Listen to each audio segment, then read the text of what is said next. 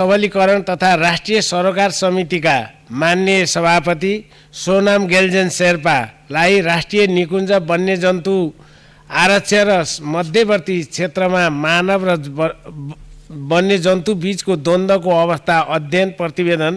2080 माथि छलफल गरियोस् भन्ने प्रस्ताव प्रस्तुत गर्न समय उपलब्ध गराउँछु।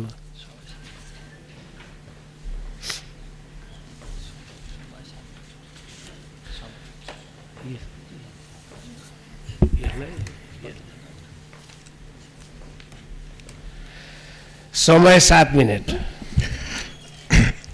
सम्माननीय अध्यक्ष महोदय, राष्ट्रिय सभाको साबिक राष्ट्रिय सरोकार तथा समन्वय समिति हालको संघीय सबलीकरण तथा राष्ट्रिय सरोकार समितिले आफ्नो कार्यक्षेत्रभित्रको राष्ट्रिय सम्पदा अन्तर्गत राष्ट्रिय निकुञ्ज वन्यजन्तु आरक्षण तथा संरक्षण क्षेत्रमा मानव र वन्यजन्तु बीचको द्वन्द्वको अवस्थाबारे अध्ययन गरी 2080 फागुन 14 गतिको बैठकमा यस सम्मानित सभा समक्ष पेश गरिसकेको व्यवहार सम्माननीय अध्यक्षज्यू मार्फत अनुरोध गर्दछु। सम्माननीय अध्यक्ष महोदय, समितिले राष्ट्रिय निकुञ्ज वन्यजन्तु आरक्षण र संरक्षित क्षेत्रमा मानव र वन्यजन्तु बीचको द्वन्द्वको अवस्थाको सम्बन्धमा अध्ययन गर्ने क्रममा विभिन्न विधिहरू अवलम्बन गरेको थियो। समितिले देशभरका 22 वटा संरक्षित क्षेत्रहरूमध्ये नमुनाको रूपमा छनौट गरेको कोशी टप्पु वन्यजन्तु आरक्षण, चितवन राष्ट्रिय निकुञ्ज, सगरमाथा राष्ट्रिय निकुञ्ज, शिवपुरी राष्ट्रिय निकुञ्जको स्थगत अवलोकन गरेको थियो। अवलोकनको क्रममा सम्बन्धित निकुञ्ज कार्यालय, मध्यवर्ती क्षेत्र व्यवस्थापन समिति, सामुदायिक वन उपभोक्ता समिति, स्थानीय पालिका, जनप्रतिनिधि लगायतका स्थानीय बासिन्दा एवं स्थानीय सरोकारवालासँग छलफल तथा अन्तर्क्रिया गरेको थियो। यसैगरी अध्ययनकै सिलसिलामा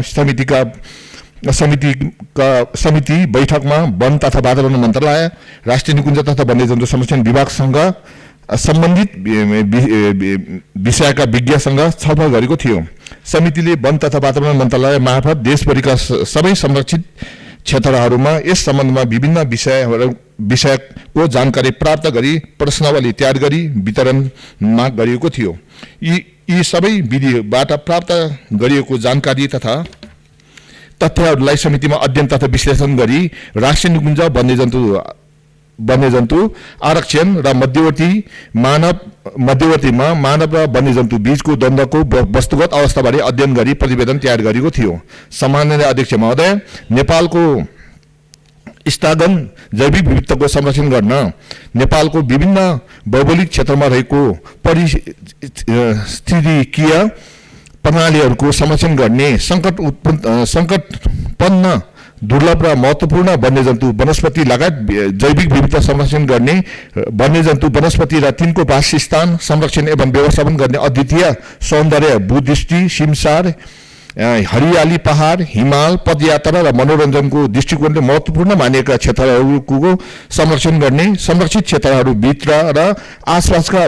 बसोबास गर्ने बासिन्दाहरू एवं समुदायहरूको परम्परागत रीतिरिवाज एवं संस्कृतिको जगेर्ना गर्न टेवा पुर्याउने मध्यवर्ती क्षेत्र व्यवस्थापन कार्यक्रमबाट स्थानीय बासिन्दाहरूको अर्थपूर्ण सहभागितामा संरक्षण तथा सामुदायिक विकासका कार्यक्रमहरू सञ्चालन गर्ने र प्रकृति संरक्षणको लागि वातावरण सन्तुलन कायम राख्ने उद्देश्यले स्थापित 12 वटा राष्ट्रिय निकुञ्ज, 6 वटा संरक्षण क्षेत्र, 2 वटा आरक्षण, 2 वटा प्राणी उद्यानको आसपासमा रहेको स्थानीय बासिन्दाहरूले भोगिएका अनेकौं समस्याहरूको पहिचान गरी यस विषयलाई यस प्रतिवेदनमा समावेश गरिएको छ। सम्माननीय अध्यक्ष महोदय, संरक्षित क्षेत्रहरूको आसपासमा मध्यवर्ती क्षेत्रमा रहेको बासिन्दाले वन्यजन्तु पारिस्थितिकीय प्रणालीबाट खतराबाट जोगाउन नेपालको प्राकृतिक सौन्दर्य र जैविक विविधताको संरक्षण गर्न महत्त्वपूर्ण योगदान गरेको भए तापनि जीवन निर्वाहको क्रममा मध्यवर्ती क्षेत्रहरूमा रहेका स्थानीय समुदायले पारम्परिक रूपमा वन्यजन्तुहरूसँगको समिष्टिमा जीवन निर्वाह गर्दै अनेकौं प्रकारका चुनौतीहरूको सामना गर्नु परिरहेको छ। मध्यवर्ती क्षेत्रका बासिन्दाले वन्यजन्तुको आक्रमण, बाली नालीको नोक्सान, वन्यजन्तुको कारण सृजित अनेकौं विपत्तिको सामना लगायत आधारभूत विकासात्मक विषयहरूमा सबै सम्झौता गरी शास्ति भोग्नु परेको अवस्था विद्यमान छ। अध्ययनको सिलसिलामा संरक्षित क्षेत्रको व्यवस्थामा सुधार गर्न बजेटको कमीले गर्दा कठिनाई भएको, राजमार्ग, नहरहरू लगायत रेखात्मक संरचनाहरूको वन्यजन्तुको वासस्थान खण्डीकरण भएको, मानव जीवन र बाली नालीमा क्षति भएको, राहत तथा क्षतिपूर्तिका लागि बजेट अपुग भएको, संरक्षित क्षेत्रमा स्थानीय माग र आवश्यकता अनुसार गिटी, डुङ्गा, बालुवा लगायतका सामग्रीको उपयोग र व्यवस्थापन समस्या रहेको, विकास र संरक्षण कार्य बीचको तालमेल मिलाउन नसक्दा स्थानीयले न्यूनतम मानवाधिकारको समेत उपभोग गर्न नपाएको, संरक्षण क्षेत्रमा आधारभूत भौतिक पूर्वाधारहरूको कमी रहेको,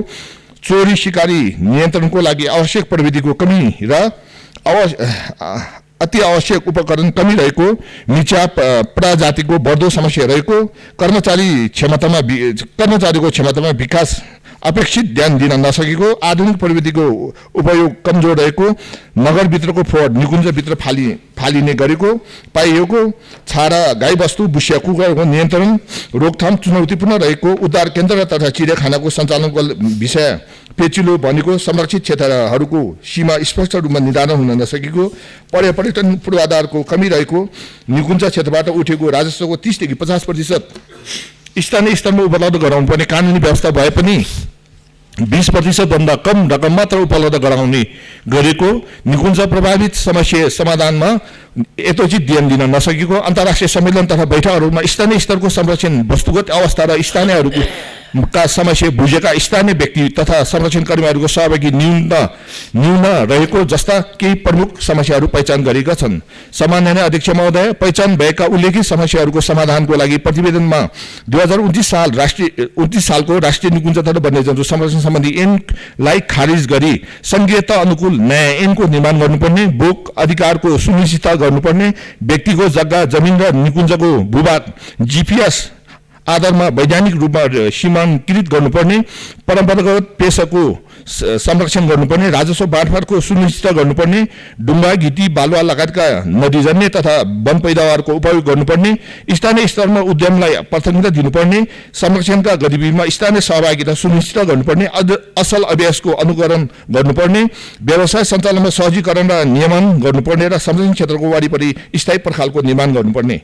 संरक्षित क्षेत्रको स्थापना गर्दा मुआवजा वितरण गर्न बाँकी रहेको भन्ने गुनासो आएकोले यस सम्बन्धमा अध्ययन गरी समस्या समाधान गर्नुपर्ने, श्रीलङ्का टापुको बस्ती स्थानान्तरण गर्नुपर्ने, सगरमाथा प्रदूषण नियन्त्रण समितिको भूमिकालाई प्रवर्धन गरी विश्वमा ताजा र नेपालको शानको रूपमा रहेको सगरमाथाको सफाइमा विशेष ध्यान दिनुपर्ने, जलवायु परिवर्तनको असरलाई न्यूनीकरण गरी प्रभावकारी नीतिको अवलम्बन गर्नुपर्ने, मानव र वन्यजन्तु द्वन्द्वको कारण सिर्जित समस्याहरूको दीर्घकालीन समाधान खोज्नुपर्ने,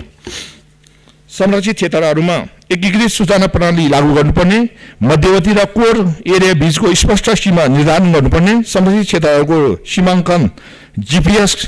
का आधारमा निर्धारण गर्नुपर्ने, क्षतिपूर्ति वैज्ञानिक हुनुपर्ने, स्थानीय आधारभूत आवश्यकता र संरक्षणविद अन्तर सन्तुलन कायम गरी भौतिक पूर्वाधार निर्माण सम्बन्धी स्पष्ट मापदण्ड लागू गर्नुपर्ने लगायतका सुझावहरू यस प्रतिवेदनमा समावेश गरिएको छ। सम्माननीय अध्यक्ष महोदय, प्रतिवेदनमा औलाएका विषय अतिरिक्त माननीय सदस्यज्यूहरूबाट छलफलको क्रममा थप सुझाव प्रस्तुत हुने र सरकारबाट विशेष गरी सम्बन्धित माननीय मन्त्रीबाट समस्या समाधानको लागि प्रतिवेदनमा उल्लेख भएका सुझाव तथा सिफारिसहरू र माननीय सदस्यहरूबाट प्राप्त हुने सुझावलाई समेत देखिने गरी परिवर्तन हुने गरी कार्यान्वयन होस् भन्ने अपेक्षा राख्दै सम्माननीय अध्यक्ष महोदयको अनुमतिले राष्ट्रिय निकुञ्ज वन्यजन्तु आरक्षण र मध्यवर्ती क्षेत्र मानव र वन्यजन्तु बीचको द्वन्द्वको अवस्था अध्ययन प्रतिवेदन 2080 माथि छलफल गरियोस् भन्ने प्रस्ताव यस सम्मानित सभा समक्ष पेश गर्दछु। धन्यवाद।